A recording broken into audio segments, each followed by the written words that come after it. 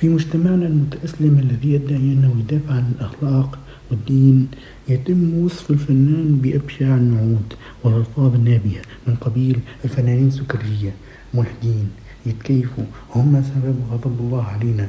الفنانين هم سبب انتشار التفاهة وقلة الأحياء المجتمع.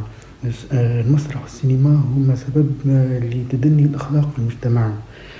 المسرح والسينما ما عنده ما يعمل، كله تفاهة حسب ما يقولوا هم. وزاد يخزروا الفنانين كانوا مسرحيين ولا سينمائيين ولا مطربين، أي فنان يخزروه كأنه مش راجل، كأنه عايش في الوهم. ما يفهموش اللي الفن هو مش ترف ومش كوميديات. الفن هو اللي يصور واقعهم، هو اللي يعرف الفضايح بتاعهم، هو اللي يعري صمتهم، هو اللي يحكي عن مشاكل في المجتمع، هو اللي يحكي اللي يخافوا يحكوه، هو اللي يفضح التابوهات. مهما أي مهما أي تابو يجي الفنان يحكي عليه بطريقة جريئة ومتميزة.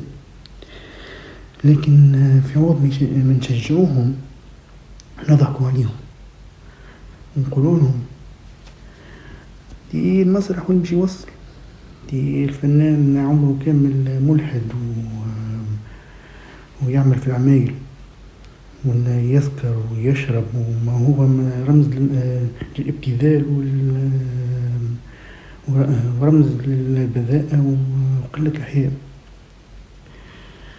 يا أخي العباد هذو اللي ينعتوا في الفنانين ويسبوهم ما يعرفوش أنه الفن مهما كان مسرح ولا سينما ولا أي فن هو صوت وحيد ينجم ينقذ المجتمع من غفلته، ويوعي العباد على مشاكل الكبيرة.